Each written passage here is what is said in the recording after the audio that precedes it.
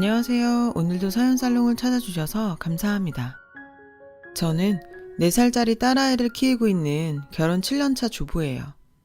얼마 전에 딸아이 그림책을 사러 서점에 갔다가 어린 시절에 읽었던 어린 왕자를 보게 됐어요. 몇 장 넘기니 유명한 그림이 나오더군요. 코끼리를 집어삼킨 보아뱀 그림이었죠. 예나 지금이나 제 눈에는 그저 평범하게 짝이 없는 모자로 보였어요. 내부 상황이 담긴 그림을 보기 전까지는요. 이걸 코끼리를 삼킨 보아뱀으로 보는 게 너무 자기적인 게 아닌가 할 정도였죠. 그런데 그 순간 문득 떠오르는 사람이 있는 거예요. 바로 작년에 돌아가신 시할머니였죠. 어린 왕자를 보다 뜬금없이 시할머니를 떠올린 데는 그럴 만한 사연이 있어요. 그래서 동네에서 유명한 욕심쟁이로 손에 쥔 건 절대로 내놓는 일이 없었던 저희 시할머니 이야기를 해볼까 해요. 남편과 저는 캠퍼스 커플로 대학교 재학 중에 만났어요. 남편은 성인이 되고 처음 만난 남자였죠. 그랬던 사람과 결혼해서 아이까지 낳고 살게 될 거라고 누가 상상이나 했겠어요? 사귀고 반년쯤 지났을까요?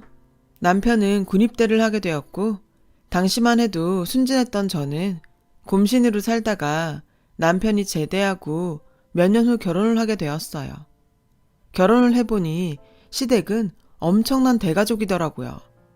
시아버지는 9남매 중 셋째셨거든요.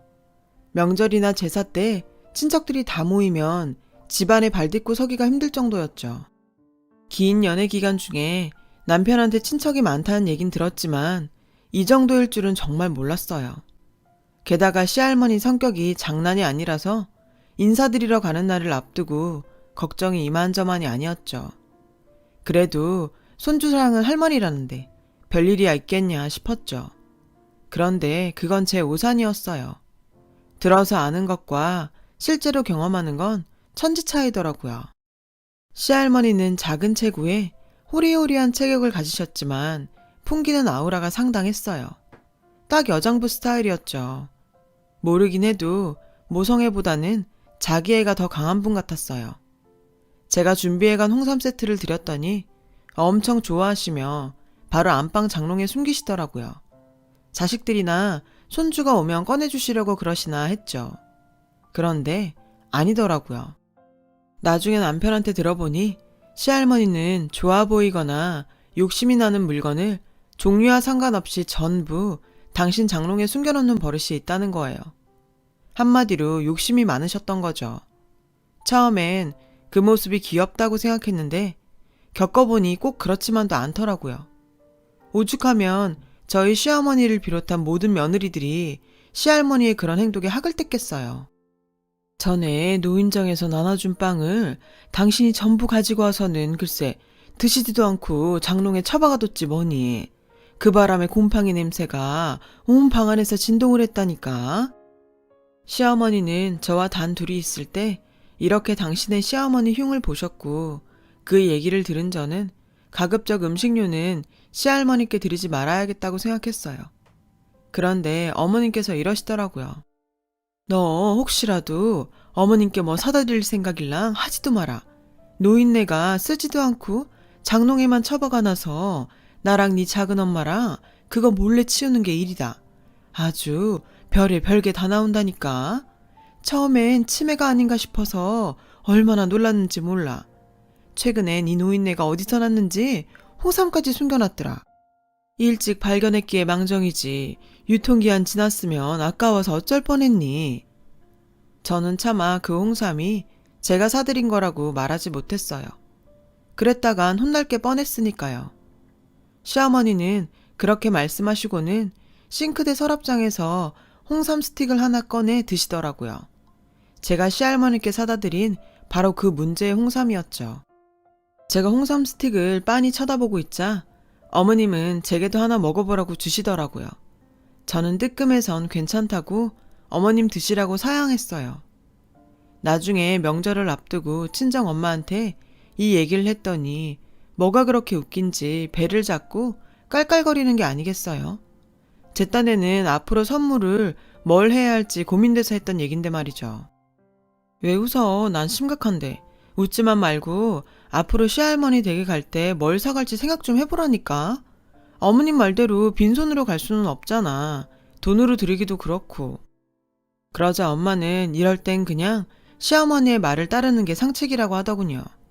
괜히 시할머니 생각한답시고 괜한 집 버렸다가 시어머니한테 찢겨서 두고두고 눈총 받지 말라시면서요. 나 같으면 좋다고 하겠구만. 안 그러니?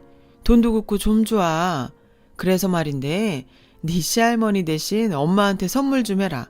난 장롱에 안 넣고 잘 쓸 테니까. 전 엄마한테 괜한 얘기를 했다 싶었어요. 남편은 이런 고민하는 저에게 장롱에 숨길 수 없는 걸 사가면 되지 않겠냐고 아이디어를 냈고, 저는 그 후로 무조건 크고 무거운 선물을 골라 사다 드렸어요. 그건 꽤 괜찮은 방법이었죠. 하지만 얼마 뒤부터 시할머니를 뵈러 가는 일이 없어지게 되었어요. 가지 많은 나무에 바람 잘 날 없다더니 저희 집안에 큰 사건이 있었거든요. 그날은 시할머니의 83번째 생신이었죠. 화기애애해야 할 그날 집안 분위기가 뒤숭숭했어요. 막내 작은 아버님의 사업이기 때문이었죠. 시할머니는 자신은 도와줄 돈이 없으니 나머지 자식들한테 알아서 도와주라고 딱 잘라 말씀하신 게 화근이 되었어요. 저희 시부모님을 포함한 다른 친척들은 눈치만 보고 있었는데 큰아버님이 총대를 메고 나서셨죠. 큰아버님은 물잔에 소주를 가득 담아 벌컥벌컥 원샷을 하시고는 밥상에 탁 내려놓으셨어요. 아버지 돌아가실 때 남겨준 노님의 밭이며 죄다 팔아서 어머님이 챙기시곤 왜 우리 보고 막내를 도와주라고 하세요? 도울 거면 당연히 어머니가 도와야죠. 이제와 하는 말이지만 그동안 저희는 구경도 못했어요. 내가 우리 큰애 대학 갈 때 등록금이 없어서 그렇게 사정할 때도 어머니는 그때도 지금처럼 딱 잡아 떼셨죠? 저도 어머님 뜻 못 따릅니다. 큰아버님은 말씀하시면서 흥분하셨는지 목소리가 점점 높아지셨어요. 그 모습에 시할머니는 입을 꾹 다무신 채 아무 말씀도 않으셨어요. 그런데 이번엔 그런 시할머니를 보고 넷째 작은 아버님이 화를 내셨어요. 돌아가실 때 싸들고 가지도 못할 재산? 이제 그만 욕심 좀 버리세요. 내가 말을 안 해서 그렇지 동네 사람들이 어머니 보고 얼마나 욕하는지 아세요? 지독한 노인네래요. 도대체 왜 그렇게 사세요? 나이도 많은 양반이. 넷째 작은 아버님의 말에 시할머니께선 도저히 참을 수 없다는 듯 화를 내셨어요. 뭐? 이 호랑말코 같은 놈들이 낳아주고 키워준 은혜도 모르고 지금 뭐라고 씨부려대는 거야? 시할머니는 밥상을 거칠게 밀치시고는 자리에서 일어나셨고 큰아버님과 넷째 작은아버님도 자리에서 벌떡 일어나셨어요. 순간 분위기는 험악하게 변해버렸죠. 제 남편을 포함한 자식들과 아내들이 큰아버님과 넷째 작은아버님 그리고 가장 위험해 보이는 시할머니를 말리며 사태를 진정시켜야 했어요. 하지만 그것도 잠시였어요. 저희 시아버님을 비롯해 모든 형제들이 그동안 서운했던 과거사를 털어놓았고 분위기는 더 살벌해져서 최악의 상황이 되었죠. 결국 시할머니가 밥상을 대차게 엎으셨어요. 그리고는 역정을 내시며 자식들 다 필요 없으니 모두 다 나가라고 소리치셨죠. 그리고 다신 이 집에 얼씬도 말라며 불호령을 내리셨고 우린 쫓겨나다시피 집을 나서야 했어요. 그날 이후 저희 시부모님은 시할머니를 찾지 않으셨어요. 시어머니한테 듣기로 다른 자식들도 마찬가지로 발길을 끊었다고 하더군요.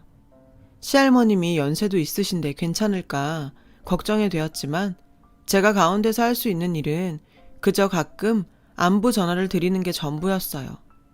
처음엔 내 시어머니가 시켰냐며 전화할 필요 없다고 말씀하셨지만 이후로도 종종 전화를 드렸더니 반가워하시는 게 느껴지더라고요. 그런데 죄송하게도 살다 보니 전화 드리던 횟수가 점점 줄어들게 되었고 딸아이를 임신하면서 그나마도 잊고 살게 되었어요. 제가 임신을 하자 집안 어른들은 간만에 좋은 소식이라며 많이들 기뻐해 주셨죠. 출산 전부터 인부용품은 물론 엽산과 철분제까지 보내주실 정도로요. 딱 한 사람, 시할머니만 소외돼 있었죠. 임신 후 입덧이 너무 심해서 고생을 한 데다가 잠도 늘고 몸도 무거워져 내 한 몸 건사하는 것도 버겁더라고요. 핑계라고 할 수 있겠지만 그땐 솔직히 시할머니를 챙겨드릴 여유가 없었어요. 지금 생각하면 전화 한 통 드리는 게 뭐 어려운 일이라고 못했나 후회가 되지만요. 저는 그렇게 아이에게 집중하며 얼마 뒤 출산을 했어요. 출산 뒤엔 아이를 키우느라 정신없는 날들을 보내야 했고요. 그러던 중 여느 주말과 같이 장을 보러 마트에 갔는데 시어머니께서 전화를 하셨더라고요. 전화를 받은 남편은 많이 놀란 듯 했어요. 남편의 표정에 불길한 예감이 들었죠. 그리고 그 예감은 틀리지 않았어요. 그날 밤 저희 부부는 딸아이를 친정에 맡기고 시부모님과 함께 시할머니가 계시는 곳으로 내려갔어요. 꼭 4년 만에 시할머니께 가는 거였죠. 도착해 향한 곳은 다름 아닌 병원이었어요. 시할머니가 그곳에 입원해 계셨거든요. 오랜만에 뵌 시할머니는 너무 야위셔서 뼈만 앙상하게 남은 모습이었어요. 자신의 몸보다도 훨씬 큰 환자복을 입고 의식이 없으신 채로 산소호흡기에 의지하고 계셨죠. 그 모습을 본 시아버님은 충격을 받으셨는지 휘청거리셨고 남편은 아버님을 부축해 의자에 앉혀드렸어요. 곧이어 담당 의사 선생님이 병실로 들어오셨어요. 의사 선생님은 저희 가족한테 현재 시할머니의 상태와 그간의 일들에 대해 얘기해 주셨어요. 시할머니는 그동안 섭식장애를 앓고 계셨다고 하더군요. 거의 식사도 못하신 채 포도당 주사에 의존해 생활하셨고 그런 시할머니께 몇 번이나 입원을 권하셨대요. 하지만 그럴 때마다 입원할 돈이 없다시며 밭에 나가 일해야 하니 포도당 주사나 놔달라고 떼를 쓰셨고요. 결국엔 몸이 버티지 못하고 길에서 쓰러지셨고 동네 사람들의 도움으로 응급실에 실려 오셨다고 하더군요. 그동안 자식들이 한 번도 보이지 않아 독거노인인 줄 알았다며 어떻게 부모가 저 지경이 되도록 들여다보지도 않았냐고 화를 내셨죠. 의사 선생님의 말을 듣는 내내 가족들은 아무 말도 할 수 없었어요. 아버님은 고개를 푹 숙인 채 모든 게 자신 탓이라며 자책을 하셨죠.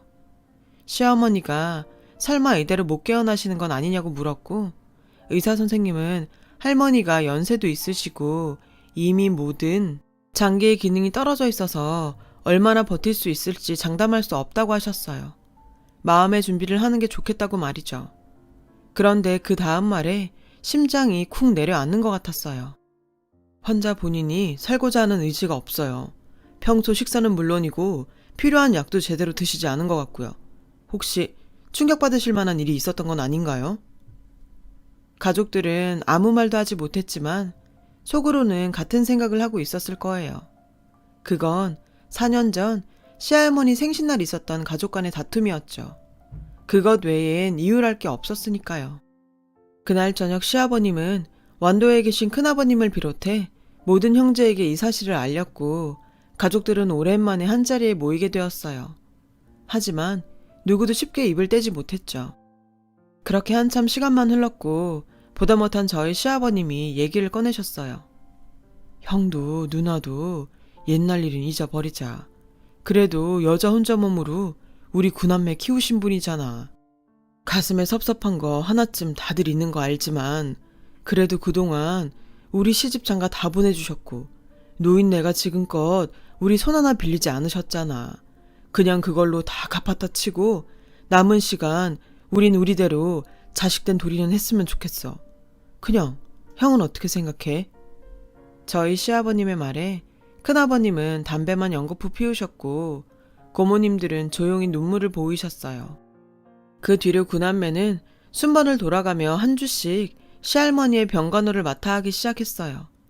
그러는 중에 직장에 다니는 고모님이나 남편을 대신 간병하게 된 아내들은 불만을 보이기도 했지만요. 그렇다고는 해도 상황이 상황이니만큼 합심해서 병상을 지켜나갔어요. 그렇게 모든 순번이 돌아간 2달하고 보름 뒤 시할머니는 숨을 거두셨어요.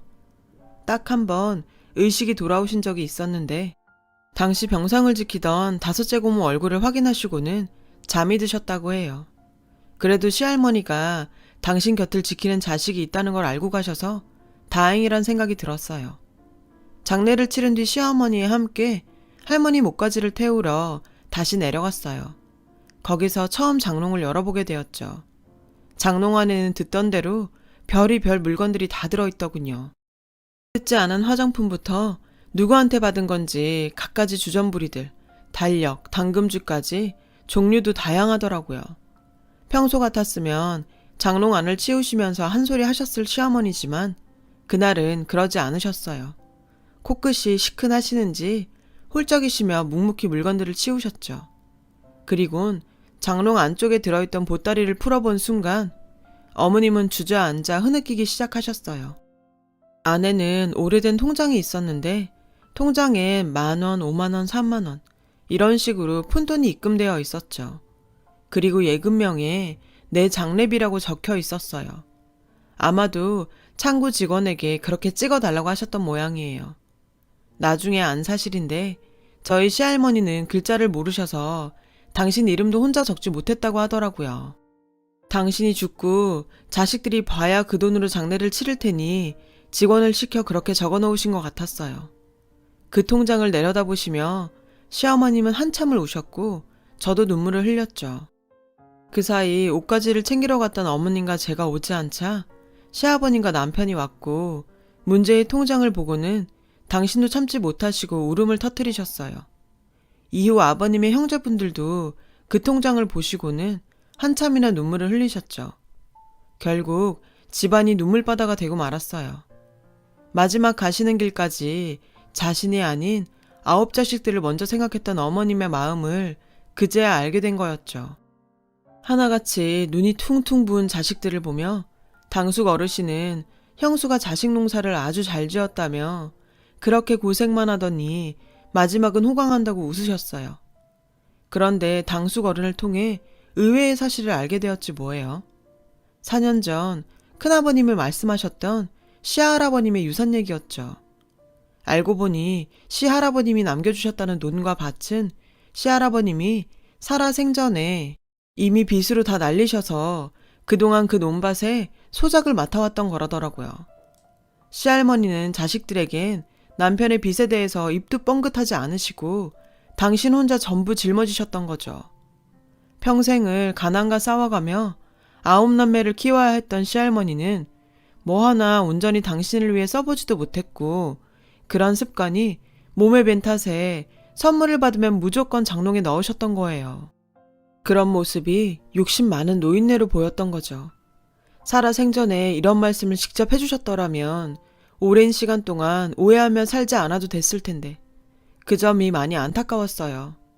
4년 전 자신의 어머니 생신날 서운함을 쏟아내고 발길을 끊으셨던 큰아버님은 장례를 치르고도 한동안 시할머니 댁을 떠나지 못하셨어요. 죄스러운 마음 때문이었겠죠. 큰아버님은 주인 잃은 집과 물건들을 매일같이 쓸고 닦고 손을 보셨고 특히 장롱은 더욱 공을 들여가며 기름칠까지 하셨어요. 아마도 그렇게나마 마음의 빚을 털어내고 싶으셨던 모양이에요. 시간은 흘러 시할머니의 첫 제사가 돌아왔고 늘 시할머니의 흉을 보던 저희 시어머니는 큰 어머님과 함께 정성껏 제사 준비를 하셨죠. 누구 하나 싫은 소리 없이 제사 음식을 준비하는 걸 보면 다들 여전히 가슴 한켠에 시할머니에 대한 죄송함이 남아있는 것 같다 생각했어요. 언젠가 시어머님과 길을 가다가 예쁜 꽃을 보게 되었는데 이러시지 뭐예요. 그렇게 꽃을 좋아하시던 양반이 돈은 아까워 꽃은 못 사고 봄만 되면 산으로 들로 그렇게 꽃 보러 다니셨다. 그걸 알면서도 하도 얄미워서 그 흔한 꽃화분 하나 안 사드렸는데 그게 이렇게 가슴에 맺힐 줄 누가 알았겠니. 부모님 살아계실 때 섬기길 다 하라더니 그 말 딱 맞는 말이다. 어머님은 그 얘기를 하시며 눈가가 촉촉해지셨어요. 그 모습을 보는데 문득 그런 생각이 들더라고요. 당시엔 지긋지긋하던 순간도 시간이 지나면 모든 게 추억으로 남는구나 하고 말이에요. 하지만 적어도 한 가지만큼은 절대로 추억이 될 수 없을 것 같았어요. 시할머님이 살려는 의지가 없었다던 의사 선생님의 그 말이요. 그 말이 제게는 정말 충격적이었거든요. 그런데 하루는 요가 수업을 듣다가 이런 얘기를 듣게 되었어요. 누군가 죽고 싶다는 말을 한다면 사실 그건 살고 싶다는 반어적 의미일지도 모른다. 그 말의 순간 저도 모르게 하염없이 눈물이 흐르더라고요. 시할머니는 어쩌면 죽고 싶었던 게 아니라 살고 싶었던 걸지도 모른다는 생각이 들어서였죠. 누구보다 자식들을 곁에 두고 행복한 삶을 꿈꾸셨을지 모른다는 생각에 몇 년간을 발길을 끊고 지냈던 지난날을 후회하고 참회하게 되었어요. 이젠 너무 늦어버렸지만요. 하지만 비온 뒤 땅이 굳는다고 시할머님이 돌아가신 이후로 집안엔 많은 변화가 생겼어요. 특히 시할머니 혼자 지내시던 집은 더더욱 그랬죠. 첫 제사 이후 시할머니의 집은 구남매의 별장이 되었어요. 여름에는 피서로, 평소에는 만남의 광장이 되었죠. 마당에는 꽃나무가 가득 심어졌고요. 그리고 문제의 장롱 위에는 시할머니의 영정사진이 떡하니 놓이게 되었어요. 그 안은 갖가지 것들로 가득 채워졌고요. 구남매와 손주들이 채워 넣은 것이었죠. 한 명이 시작하니 마치 경쟁이라도 하듯 선물이며 편지, 전해드리고 싶은 소식들을 적어서 장롱에 넣어두고 있어요. 하늘에서 지켜보실 거라 믿으면서요. 사실 저도 장롱에 넣고 싶은 물건이 하나 있어요. 다름이 아닌 저희 시어머님이 중간에서 가로챘던 홍삼정이요. 처음 남편이 인사를 가자고 할 때 시할머니는 어떤 분이실까 긴장하며 골랐던 저희 첫 선물인데 제대로 전달이 안 돼서 속상했거든요. 그래서 이참에 한 상자 넣어드렸어요. 그런데 장롱문을 닫는 순간 장롱 위에 놓인 시할머니 영정사진과 눈이 마주쳤지 뭐예요. 왠지 저를 보며 웃고 계신 것 같아서 괜히 뿌듯하더라고요. 할머니, 거기서는 숨겨놓지만 마시고 꺼내두고 맛있게 드세요. 저는 누가 볼까 싶어 사진 속 시할머니께 속삭이듯 말했어요. 말도 많고 탈도 많았지만 다행히도 그렇게 시할머님은 자신을 둘러싼 오해와 벽을 허물고 가족들 모두에게 애틋한 존재로 남으셨어요. 어쩌면 지금쯤 저 높은 곳에서 자식들을 내려다보며 미소 짓고 계실지도 모르죠. 비록 가족으로 지낸 시간은 짧았지만 시할머니 덕분에 저는 많은 걸 배우고 깨달을 수 있었어요. 가지 많은 나무에 바람잘 날은 없지만 그 가지들이 한데 뭉치면 강한 바람과 시련도 이겨낼 수 있다는 걸요. 지금까지 제 이야기를 들어주셔서 감사드려요. 여러분의 가정에 행복이 가득하시길 바래요. 여러분, 사연 댓글에 응원과 현명한 조언 부탁드려요. 좋아요와 구독은 저에게 큰 힘이 됩니다. 오늘도 좋은 일 가득하세요.